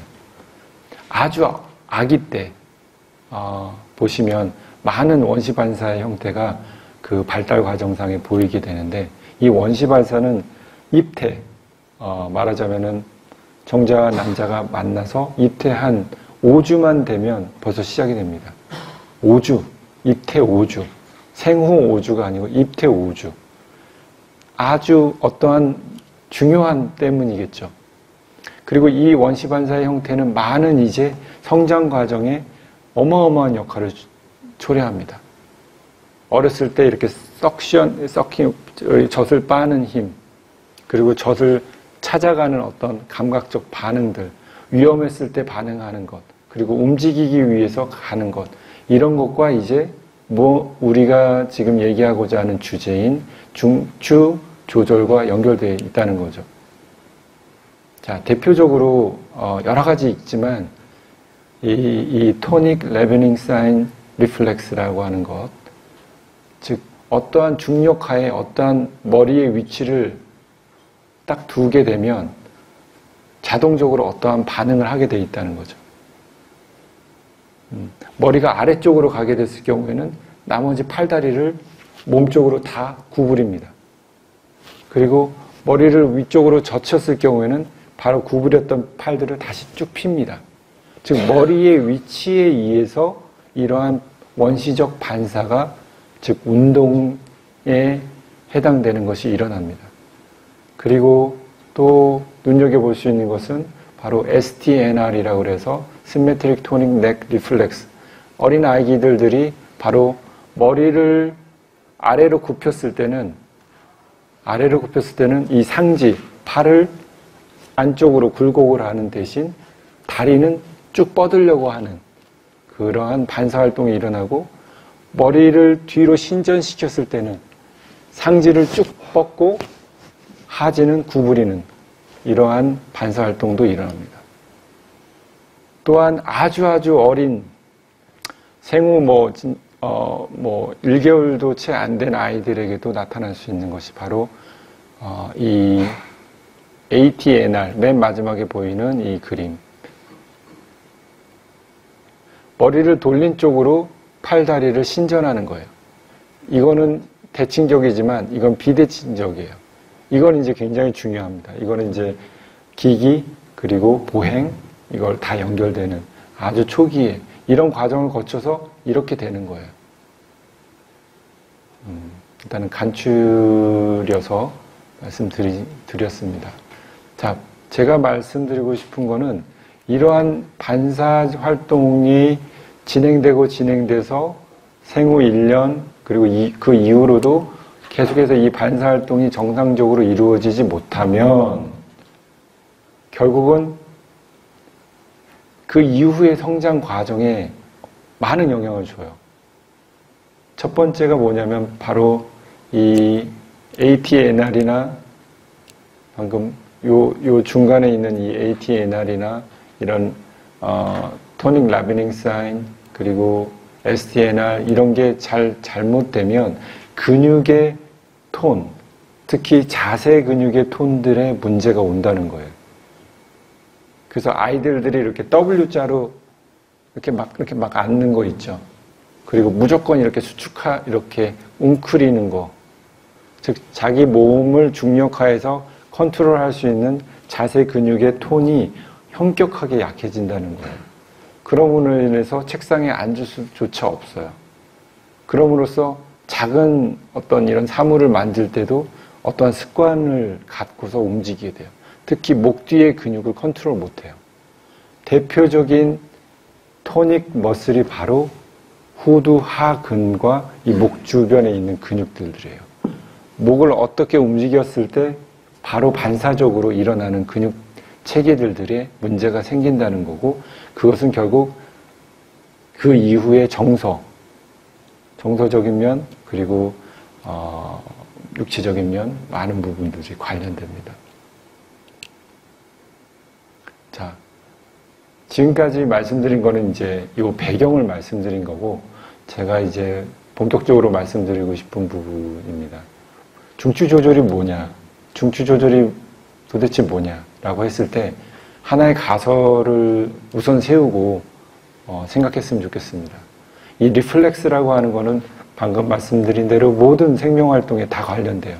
내장기도, 그리고 어떤 부분인지 이 신경 소체들이 어떤 반응을 하게끔 되어 있습니다.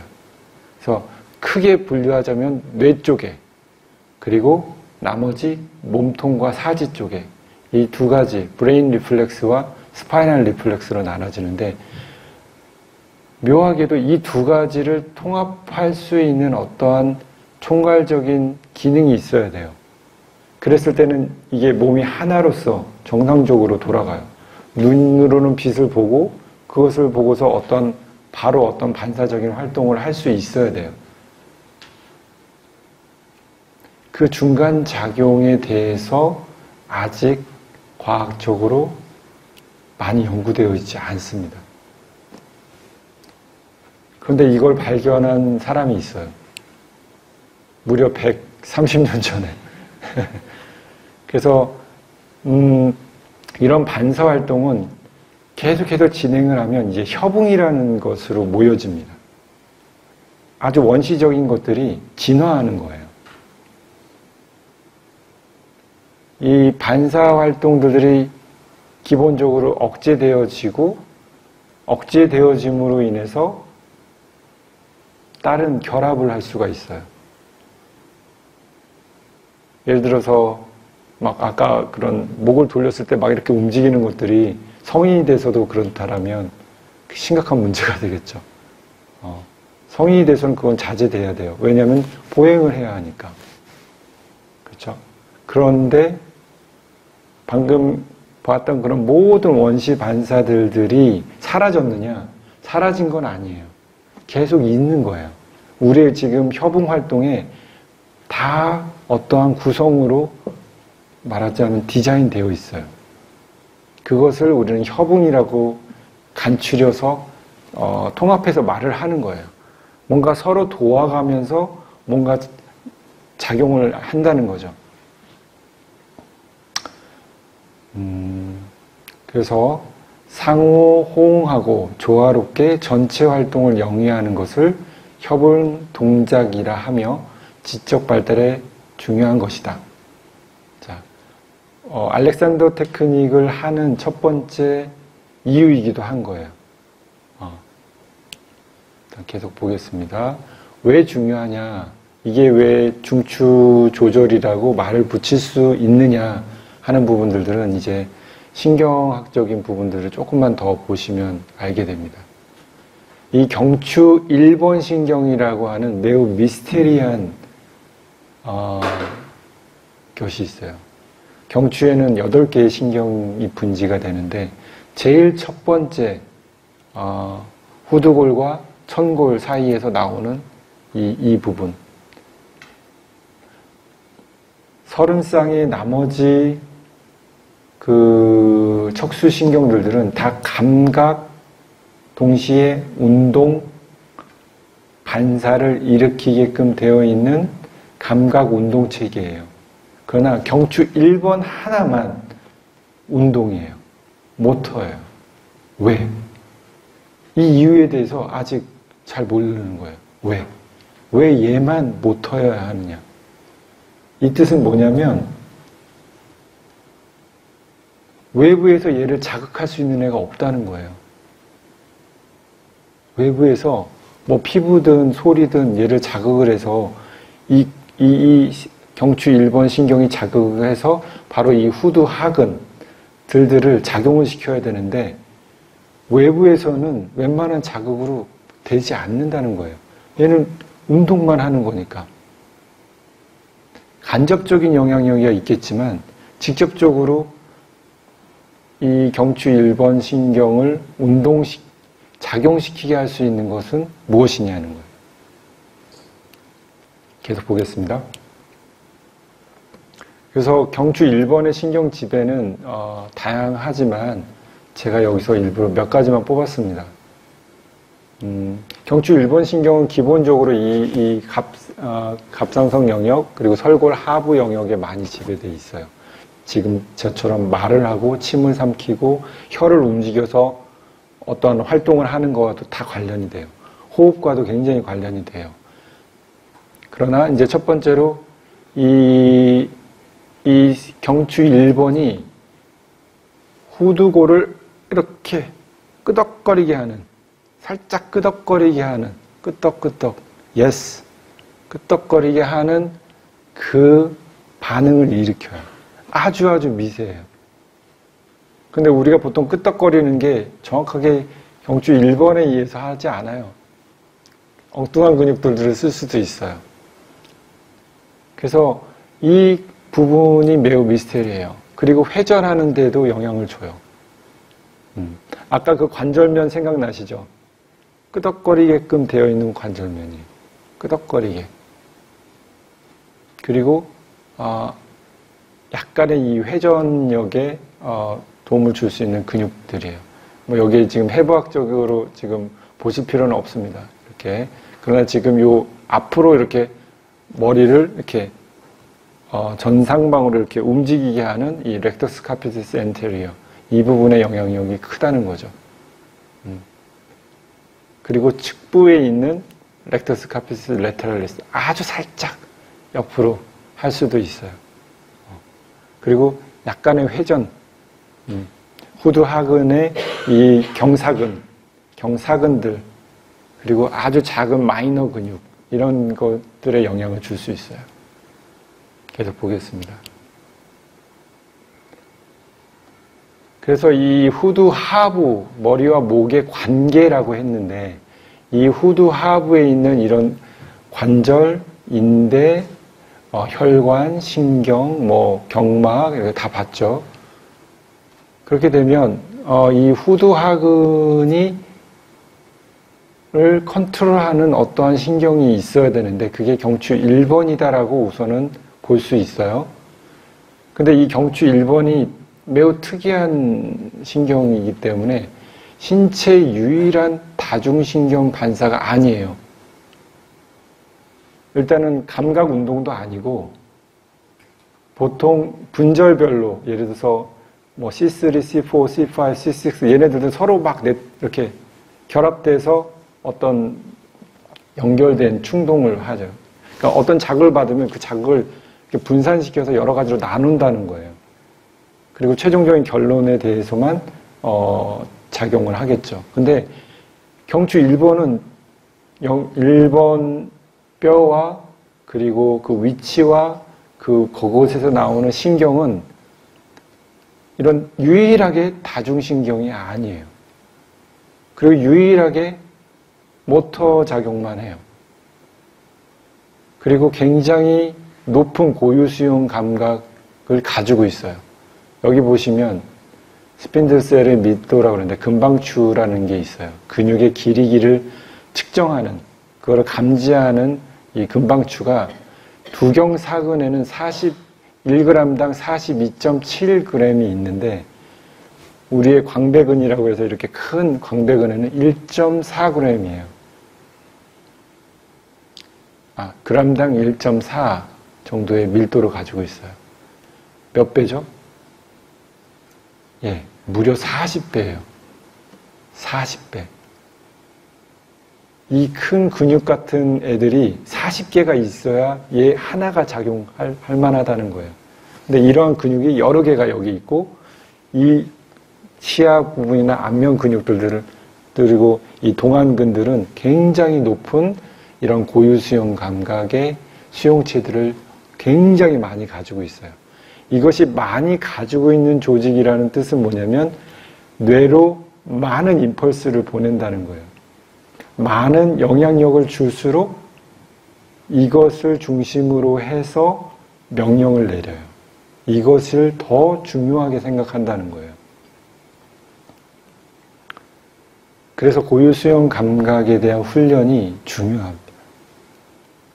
여기서 작은 에러 하나가 수백 개의 근육들을 에러 난 것만큼이나 큰 영향력을 주는 거죠. 그래서 신경학적 보상관계는 매우 복잡합니다. 그래서 하부체계에 도대체 어떻게 영향을 줬는지는 알 수가 없어요. 그냥 교란되고 있다 이렇게만 알 수 있어요.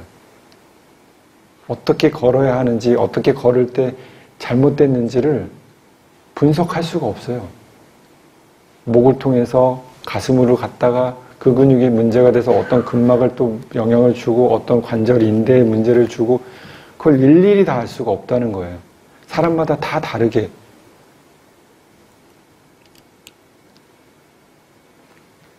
그래서 정위 반사, 그 중력하에 우리가 이렇게 설 수 있고, 그리고 머리의 위치를 일정하게 놓을 수 있고, 눈의 위치를 일정하게 놓을 수 있고, 나머지 체감 부분들을 일정하게 둘 수 있는 그런 반사 체계로 점점 이 원시 반사들은 발달하죠. 아이들이 결국은 낑낑낑 거리지만 많은 정상운동 발달 과정을 거쳐서 걷고 그렇죠? 움직이잖아요. 이 중력을 컨트롤해서 비로소 자기가 생존할 수 있는 가장 기본적인 능력을 얻어낸다는 거죠. 아까 말한 그런 많은 반사들을 제가 좀 정리해 봤습니다. 그리고 제일 중요한 맨 마지막에 있는 Optical Head Writing Reflex. 눈의 변화에 따라 머리의 위치를 계속 조절해야 되는 이 기능이 이제 다음 고찰 내용입니다. 그래서 정의 반사 체계는 바로 이 모든 것들을 좀 종합해서 생각해 봤을 때 어떤 공통점이 있냐면 두상부를 어떻게 했을 때 체감부가 변화하고 체감부가 어떻게 됐을 때 두상부를 어떻게 변화시키는가. 이 둘 간의 상호적인 관계를 반사적인 체계로 연결시켰다는 거죠. 이것이 잘 되느냐, 못 되느냐. 아까 브레인 리플렉스와 스파이널 리플렉스가 얼마만큼 좋은 관계로 있느냐. 이게 중요합니다. 마지막으로 알아볼 부분이 바로 이 점정신경로예요. 우리 귀 안쪽에는 달팽이관과 이 미로관이 있습니다. 이 세 개의 세반고리관이라고도 하죠. 이 부분에서 이 안에 있는 체액들이 움직입니다. 그 움직임을 측정하는 수용기가 있고 그 수용기는 아까 말한 대로 이런 감각 수용로를 통해서 뇌로 전달합니다. 특히 우리가 바라봤던 뇌관 부분에 첫 번째로 신호를 전달해서 최종적으로 우리 대뇌 피질에까지 영향을 줍니다. 자세하게 알아볼 부분은 아닙니다만 중요한 거는 이 세반고리관에서 XY 축으로 해서 모든 방향의 머리의 움직임 때마다 그 자극원을 받아서 동안근 눈에 있는 6개의 근육들에 각각 신호를 전달하는 거죠. 이 신호를 전달할 때 첫 번째 특징이 정위적이라는 거예요. 내가 한 사물을 어떤 공간상에서 지각하고 바라봐야 할 때 내가 아무리 어떤 충격을 막 받더라도 나는 그 사물을 계속 볼 수 있는 거예요. 내가 차를 막 이렇게 흔들리는 차를 봐도 이걸 계속 조절해주는 반사체계가 도는 거예요. 이 반사체계가 일정한 수준을, 한계를 딱 넘는다. 그러면 보통 멀미라는 현상이 일어납니다. 어지럼증, 구토, 즉 신호의 교란이 더 이상 감당할 수 없는 상태까지 이르는다는 거예요. 그래서 머리의 위치와 눈의 움직임, 이거를 감지하는 전정동안 반사는 정말 중요한 중추적인 반사 활동이다. 이 부분이 이제 많은 임펄스를 일으키고 이것이 이제 목근육에 어떠한 수축을 해야 할지, 어떻게 이완을 해야 될지를 명령을 내리는 거예요. 그러나 우리 목에 있는 이 승모근과 이 흉쇄 유돌근은 뇌신경에서 직접적으로 관리를 해요. 머리를 이렇게 뒤로 젖히는 역할과 회전하는 역할, 그리고 앞으로 가볍게 이렇게 굴곡하게 하는 역할을 하는 이 두 근육은 이 부신경이라고 해가지고 뇌신경 12번에서 관리를 해요. 왜 그럴까요? 왜 이 두 근육들은 그렇게 따로 관리를 할까? 생각해 보시기 바라고요. 그래서 종합적으로 보면 이런 입력, 눈이나 이런 세반고리관 그리고 나머지 체간부에 있는 모든 특히 발바닥 같은 어떤 중력을 받아들이는 그 고유수용 감각 기능들을 다 받아들여서 최종적으로 눈과 그리고 나머지는 포스추얼 리플렉스를 통해서 우리가 지금 현재 여기까지 왔고 걸어왔고 지금 앉아 계실 수 있고 지금 눈을 통해서 사물이 또렷하게 보일 수 있는 거예요. 이게 안 되면 사물이 또렷하게 인지될 수가 없어요. 뭐 천정이 빙빙 돌 수도 있고 도대체 걸을 수조차 없게 됩니다. 지금까지의 관찰 내용을 좀 정리해 본다면 이렇습니다. 머리와 목의 구조적 관계는 전신적인 기능에 영향을 미칠 수 있다. FM 알렉산더가 말한 그 부분, 전체적인 기능을 비교적 단순하게 처리할 수 있다. 일단은 구조와 기능적인 차원에서만 봤을 때, 그리고 머리의 잘못된 위치는 근막계의 구조적인 통합의 분열을 일으키고 그 이후 생체의 틀의 역학적 긴장을 계속해서 구축한다. 우리가 소위 말해서 긴장이라고 느끼는 대부분의 부분들이 해당이 됩니다. 그리고 구조와 기능의 통합적 상태가 악화될수록 세포와 조직의 체액순환의 문제를 일으키죠. 그 체액순환의 문제는 대사, 에너지 대사, 영양 대사, 그리고 항상성의 문제를 계속해서 일으키게 됩니다. 그리고 신경학적으로 살펴봤듯이 반사작용의 문제가 일어납니다. 그래서 비정상적인 협응, 잘못된 억제, 잘못된 촉진이 계속해서 부적절하게 일어나면 그거에 의한 보상이 계속 일어날 것이고 그 부적절한 신경 충동은 또 행동뿐만 아니라 생각에도 정보적인 처리, 이상을 일으킨다라고 저는 보고 있습니다.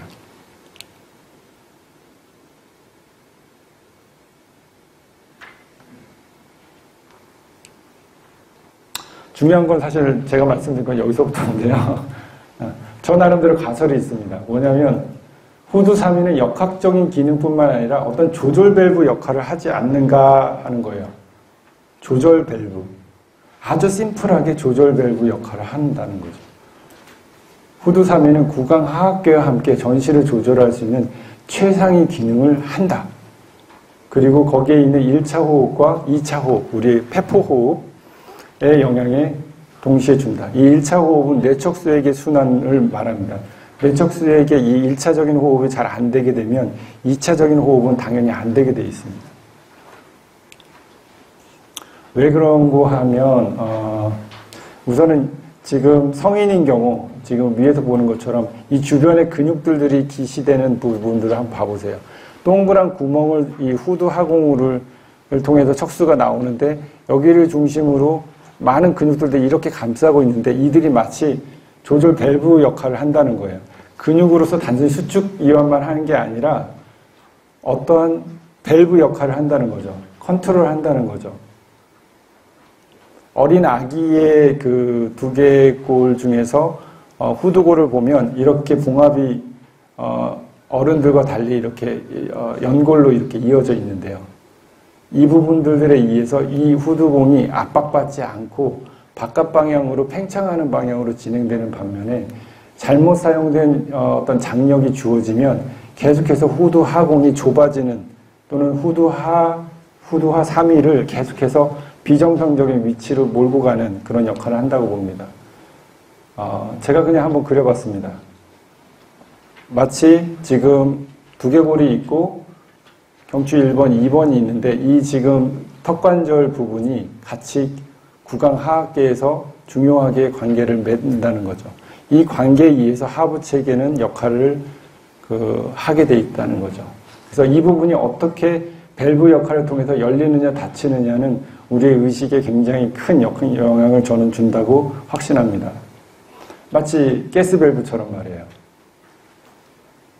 이게 마치 턱관절의 조인트처럼 보인다라면 이 척수관, 이 정보와 에너지가 오가는 이 에너지를 열고 닫는 근육 체계들이 컨트롤돼야 되는데 아까 C1 얘기했던 것처럼 무엇에 의해서 얘는 컨트롤될까 하는 거죠. 그래서 중추 조절이라고 하는 부분은 매우 미스테리합니다. 그러나 가설적으로 후두 3위를 중심으로 해서 위쪽에는 아까 브레인 리플렉스 체계, 두개골과 악들 이쪽에 체계의 정보와 이 아래쪽 천골, 흉골, 골반, 사지의 그 부분을 적절하게 중간에서 컨트롤을 해줌으로써 우리 몸 전체가 하나인 것처럼 단순하게 돌아간다는 거죠. FM 알렉산더가 말한 것처럼 비교적 단순하게 전신계의 시스템을 통제한다는 거죠. 이거를 우리의 의식으로 할 수 있다는 거죠. 그러나 의도적으로 할 수는 없습니다. 그래서 지금 이 내용을 정리하면 이런 신경 기능 구조를 중추 조절이 모두 하나의 통합하는 역할을 해주고 있다고 봅니다. 그림을 참고해 주시기 바라고요.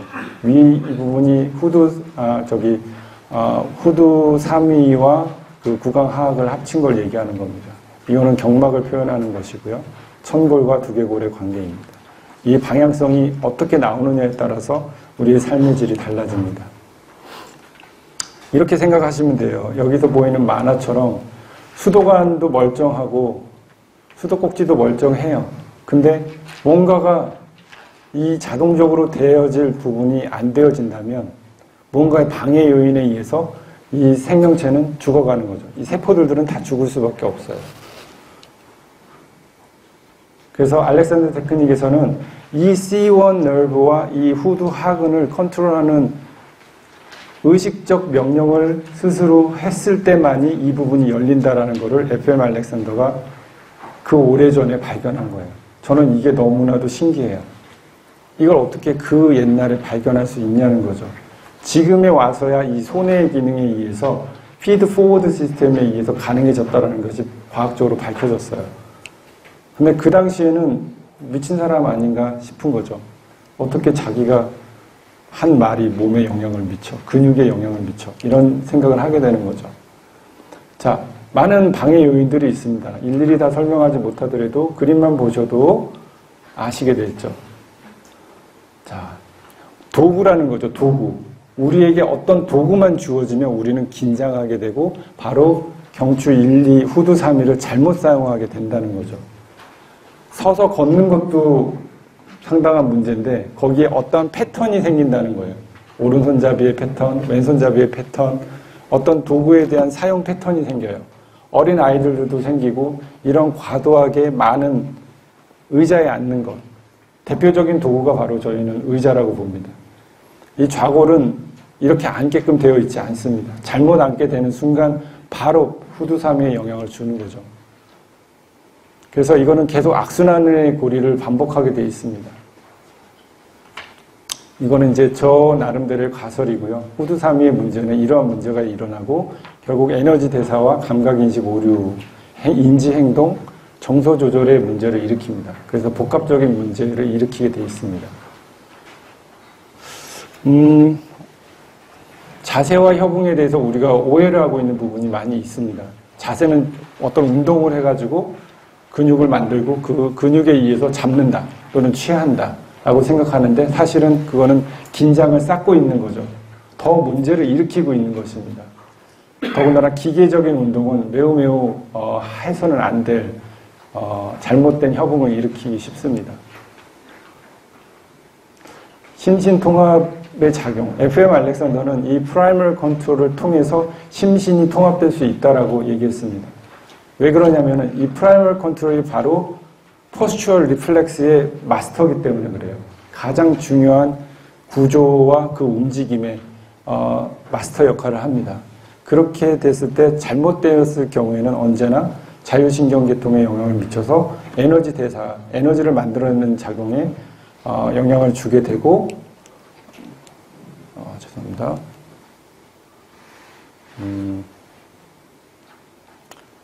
네, 결국은 센세이션, 자기 존재감, 감정, 여러 가지 자기 존재감의 영향을 내가 이런 존재감이다라고 느끼게 하는 바로 그 센세이션에 영향을 줄 수 있습니다. 당연히 주게 되죠. 그것은 결국은 감정과 기억을 일으키게 되고 또 학습과 인상이라고 하는 부분에 계속해서 반복적인 인식을 줍니다. 그것이 결국은 자아인식이 되고 그 자아인식의 기준에 맞춰서 생존 전략이 짜지는데 이 생존 전략이 매우 한계적일 경우에는 계속해서 fight and flight, 도피 반사가 계속 일어나게 되는 거예요. 그래서 악순환이 계속되겠죠. 프라이멀 컨트롤에 또 문제가 일으키고 자율신경에 문제가 되면 이상한 감각 증세가 일어나서 생존에 대한 반응이 계속 일어난다는 거죠. 자세 근육의 어떤 톤이 변하게 돼 있고요. 관절면의 각도도 변하고 몸의 사용에 이상이 오게 되는 거죠. 아이처럼 순수하게 태어났던 정상적인 발달 과정과 진화 과정처럼 사용하지 못하는 거죠. 머리를 후두를 더 뒤로 젖히는 방향이 일어나게 되는데 아까 말한 대로 이 후두부에 있는 근육들이 놓아질 때 우리는 앞으로 자동적으로 움직임이 일어나게 돼 있어요. 근데 이것을 우리는 많은 잘못된 사용을 통해서 말하자면 교란시키고 있다는 거죠. 이것을 회복하는 많은 동서양의 운동들이 있어 왔고, 그렇지만 지금 현대사회는 매우 복합적으로 되어져 갑니다. 조금이라도 잘못 사용되면 눈은 흥분되게 돼 있고, 아주 강한 어떤 빛의 반사에 의해서 후두부는 바로 긴장하게 돼 있고, 무언가에 집중하는 습관이 생깁니다. 그리고 엉뚱한 곳을 누르게 됩니다. 좌골이 아닌 천골 또는 미골을 누름으로써 더 심각한 문제를 구조적으로 일으킵니다. 이것을 다시 재교육하는 훈련을 하는 것이 알렉산더 테크닉입니다. 자, 제가 세 가지 궁금했던 부분이 PC는 전신에 영향을 미치는가에서 저는 YES라고 대답하고 싶고요. 그리고 어떻게 영향을 주는가는 우선은 제가 설명했던 바는 좀 매우 적지만 호두 3위를 기준으로 해서 컨트롤 레버 같은 역할을 하기 때문이다라고 저는 말하고 싶습니다. 그리고 어떻게 회복하는가는 알렉산더 테크닉이다. 네. 결국은 결론은 심신의 건강은 기초적으로 정확한 감각 인식과 협응적 운동성을 통해서 생명력을 회복할 때 가능한 거라는 거죠. 즉 중추 조절이라고 하는 생명의 권능을 회복해야 심신의 통합이 이루어진다는 거죠. 지금 여기서라도 여러분이 지금 목이나 턱에 힘을 살짝 주고 있다라면 바로 존재감의 영역이 바뀔 거예요. 뭔가 갑자기 지루해지고 뭔가 피곤해지고 뭔가 많은 생각들이 막 불수의적으로 일어나고 그 망상에 자꾸 들어가게 될 거예요. 그래서 자세와 프라이멀 컨트롤을 연구해 보면 자세는 결국 만들 수 없다는 거예요. 우리는 근데 끊임없이 만들어야 된다고 배우고 만들려고 해요. 그런 의지적 작용에 의해서 더 방해를 받는 거예요. 왜냐하면 자세는 영향을 미치는 게 거의 전체적이에요. 내장기, 혈액, 모든 거에 의해서 자세는 스스로 만들어져요. 그래서 프라이멀 컨트롤의 역할이 신경활동인가? 아니면 근골격계의 활동인가? 체액순환의 활동인가? 정신적인 활동인가? 이 모든 것이 아니고요. 심신의 기능을 통합을 단순하게 하는 것. 즉 여기에 있는 임펄스를 충동과 임펄스를 디렉션이라는 걸 통해서 조절함으로써 정상화되는 방향으로 저절로 간다는 거예요. 그렇게 함으로써 각성, 깨어있는 상태가 되고 그 깨어있는 경험을 통해서 스스로 이 모든 게 하나구나라고 경험을 한다는 거죠. 그러나 우리가 시각체계, 감각체계가 교란이 일어나면 뭐가 하나인지 알 수가 없어요. 자기 안에서도 뭔가 마음이 분열될 가능성이 높습니다. 그래서 FM 알렉산더는 바로 프라이머리 컨트롤이 자기 사용에 있어서 매우 중요하다라고 얘기하는 거예요. 그래서 어떻게 회복하는가에 대해서는 올바른 자세는 없다. 올바른 디렉션이 있을 뿐이다. 그래서 알렉산더 테크닉을 레슨을 받으신 분들은 디렉션이라고 하는 5가지의 그 언어로 된 구두 지시, 메시지를 스스로 주게 하는 방법을 씁니다. 제 생각이 틀리지 않는다면 이 의식적 디렉션이 바로 아까 말한 C1 nerve나 그리고 그 주변에 있는 조직들을 굉장히 체액 시스템처럼 만들어 아주 풍부하게 만들고 부드럽게 만들어서 관절낭이 안에 있는 활액이 굉장히 쉽게 공급될 수 있게 돼요. 그럼 마치 붕 떠 있는 것처럼 아주 부드럽게 자연스럽게 움직인다는 거죠. 그 상태에서 걷고 움직이고 할 수 있는 거죠. 즉 에너지 소모를 그렇게 많이 안 할 수 있게 되는데 이런 질문이 생각이 납니다. 머리의 위치가 어떻게 협응해야 될지 결정하지 못한다면 여러 문제가 분명 발생된다.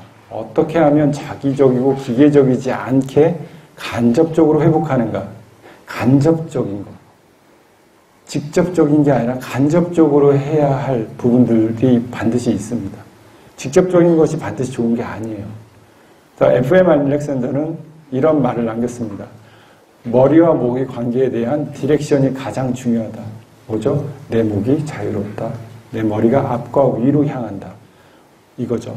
우리가 중추 조절에 대한 올바른 디렉션을 할 수만 있다면 나머지 모든 심신의 기능들이 단순하게 조절될 수 있다. 즉 우리가 원치 않는 고통, 원치 않는 습관, 원치 않는 반복적인 상황과 문제들 이런 것들을 조절할 수 있다라고 보는 거죠. 디렉션 아시는 분들은 있겠지만 이렇게 5개, 매우 심플합니다. 자기 스스로 이걸 줌으로써 상부가 조절이 되고 하부까지 다 조절이 되는 거죠. 간단한 데몬스트레이션을 나중에 보여드릴 거고요.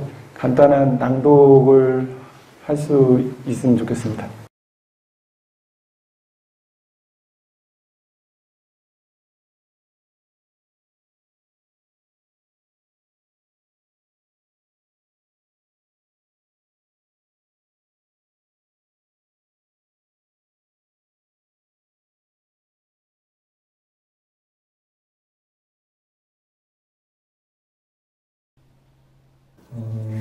우리가 뭔가 학습하려 할 때, 뭔가 배우고 새로운 경험을 학습하려 할 때, 뭐가 준비되지 않으면, 그 조건이 만족되지 않으면 학습도 탈학습도 불가능해요. 그 조건이 프라이머리 컨트롤인데, 프라이머리 컨트롤의 저의 최종적인 연구 결과는 뭐냐면 이 하부 체계, 소뇌와 뇌간 그리고 척수에서의 이 정상적인 운동 반사 체계가 원시 반사할 때부터 시작해서 온전하게 이게 오가나이즈 되지 않으면 대뇌는 더 이상 새로운 걸 받아들이려 하지 못하게 됩니다. 이게 굉장히 놀라운 거예요. 대뇌는 뭔가 새로운 걸 항상 학습하려고 그런 욕구가 있었거든요. 근데 이 밑에 하부 체계가 너무나도 많은 기능을 가지고 있어요. 즉 소뇌는 뇌의 80%의 신경 뉴런을 다 가지고 있어요. 80%. 그렇기 때문에 이 중추적인 기관이 정상적으로 되기 전에는 내가 아무리 이렇게 변하고 싶어 라고 해도 변할 수가 없는 거예요. 이해되세요?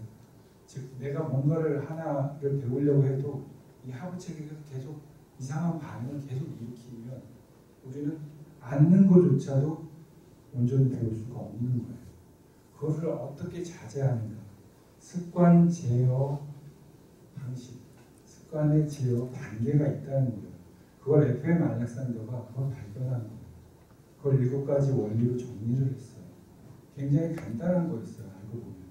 쭉 강의 들으셨으면 알겠지만 일단 멈추고 다 내려놓고 그 다음에 의식적으로 너 자신에게 지시를 주는 거예요. 언어적으로.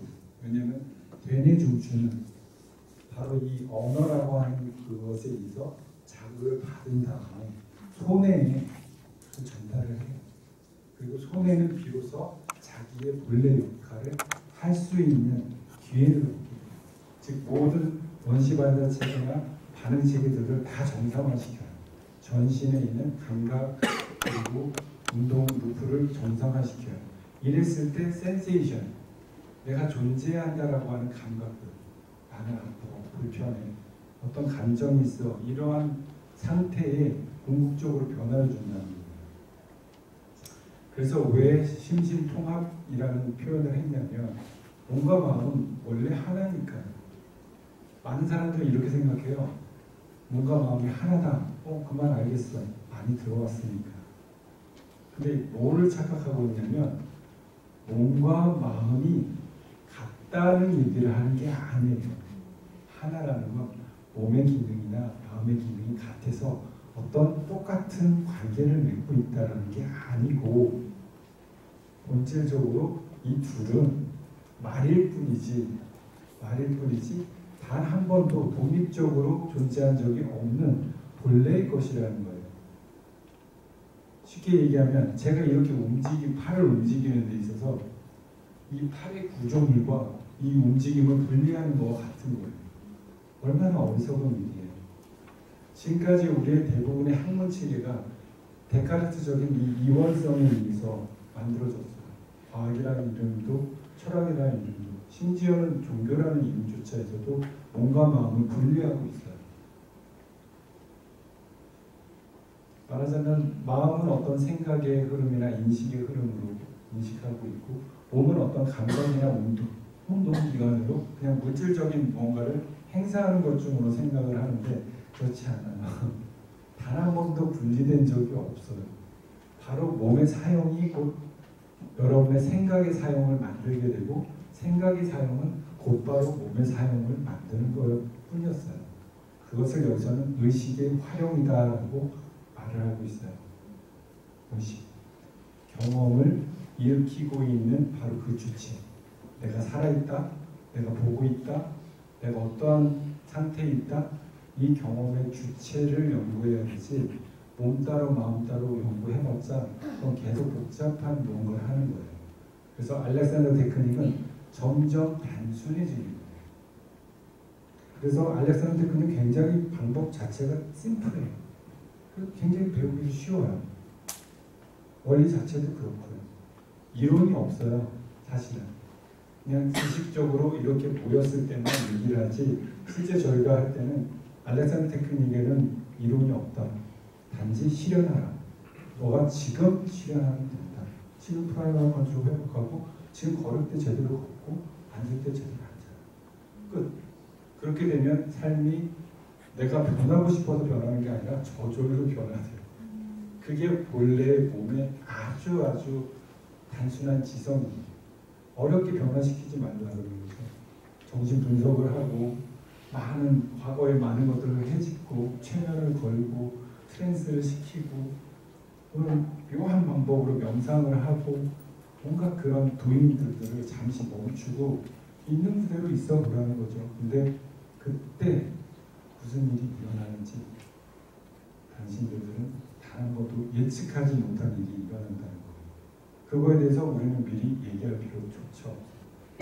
우리는 대단한 게 아니라 원래 가지고 있는 것을 우리는 회복할 뿐이니까 원래 가지고 있다라는 믿음이 잠시 이런 교사들을 통해서 또는 교육을 통해서 재교육을 받으면서 타락습이 되면서 진짜 그렇구나 여러분이 그냥 증명하면 되는 거예요. 여기까지 또 질문 있으세요? 네. 정말 공감되는 질문입니다. 저도 오늘 하고 싶어요. 예. 그러니까 예를 들어서 많이 보고 가고 싶다는 거죠. 그러나 그러려 하지 않아요. 뭐냐면은 이 이름이 매스컴에 몇 번 뜨고 제가 몇 번 나가서 퍼포먼스를 하고 그러면 좋겠지만 사실 이 공부의 본질 자체가 그럴 수가 없어요. 그래서 대부분 1대1로 교육을 하는데 이것의 본질은 몸의 사용이에요. 몸의 운동이 아니에요. 기계적인 운동이나 자세 만들기 또는 재활 훈련이 아니에요. 자기의 사용을 재교육하는 거예요. 재교육한다는 뜻은 뭐냐면 원래 알고 있었던 거라는 거죠. 단지 회복할 뿐이니까 단지 알렉산더 테크닉이라는 이 원리 체계가 있어서 그걸 자신에게 적용하는 거예요. 일반 사람들에게 이건 뭐야? 이건 요가 같아. 또 이거는 무슨 피트니스야. 이렇게 설명하면 좋겠지만 그게 쉽게 되지 않죠. 흔하게 많이 듣는 얘기가 자세 교정, 척추 교정, 뭔가 이런 어떤 자세를 바르게 하는 어떤 용도로 생각을 하는데 저는 이거는 자기의 사용, 습관의 수정. 자기 자신의 습관을 수정하면 자세는 저절로 돌아와요. 묘하게 정확하게 그렇습니다. 모든 감각의 작용과 운동의 작용을 습관의 어떤 모습에서 바꿔주기만 하면 근육의 이완들, 혈흔들 저절로 다시 돌아와요. 억지로 많은 연습을 한다고 해서 되지 않아요.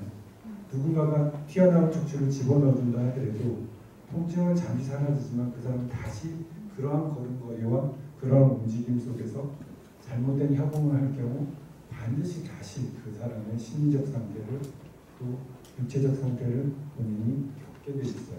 그래서 이러한 한계를 너무 오랜 시간 동서양에서 해왔어요. 반복해서 나는 알아, 너는 몰라. 나는 객관적 지식이 있으니까 너를 어떻게 해주겠어. 빵빵빵 물리적 자극을 주고 결과를 기대할게. 그러나 외부에서는 절대 알지 못하는 게 있어요.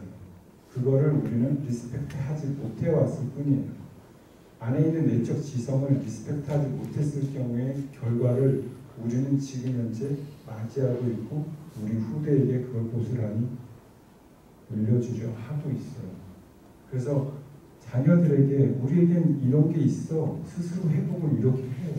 단지 너가 이것만 알면 돼. 아무것도 하지 마. 잠시라도 우리가 뭔가 도잉하려는 거를 멈출 수만 있다면.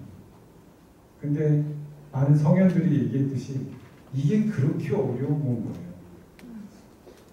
인간은 단 한시도 뭘 안 한다라는 것이 없어요. 항상 욕구 충동이 일어나게 돼 있고 그걸 만족하기 위해서 이리 뛰고 저리 뛰게 돼 있어요.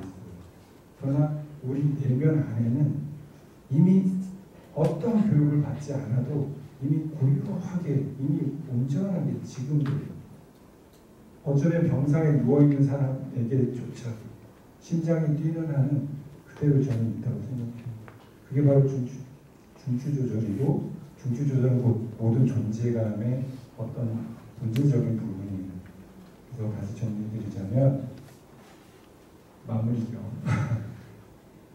정말 그라운딩 하고요. 특별한 게 필요한 게 아니에요. 우리 의식 있잖아요. 제 말소리 들리잖아요. 보고 있잖아요. 그럼 의식이 있으신 거예요.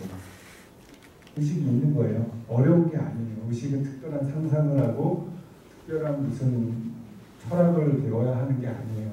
지금 자각하고 있잖아요. 이게 자각이에요. 관찰이 되게 돼 있다는 거죠. 지금 관찰하고 있고요. 그거를 왜 자기 자신에게 쓰지 않느냐는 거죠. 그래서 저는 여러분들의 심정을 향해서 그냥 손을 비추는 역할들만 하는 거예요. 모든 교사들이 그렇게 할 거예요. 그런데 놀랍게도 이거를 마음의 문을 열어서 열기만 하면 너무너무 간단한 것들이었어요. 나중에는 웃게 되실 거예요. 이렇게 간단한 것들을 가르치지? 네, 고생하셨습니다.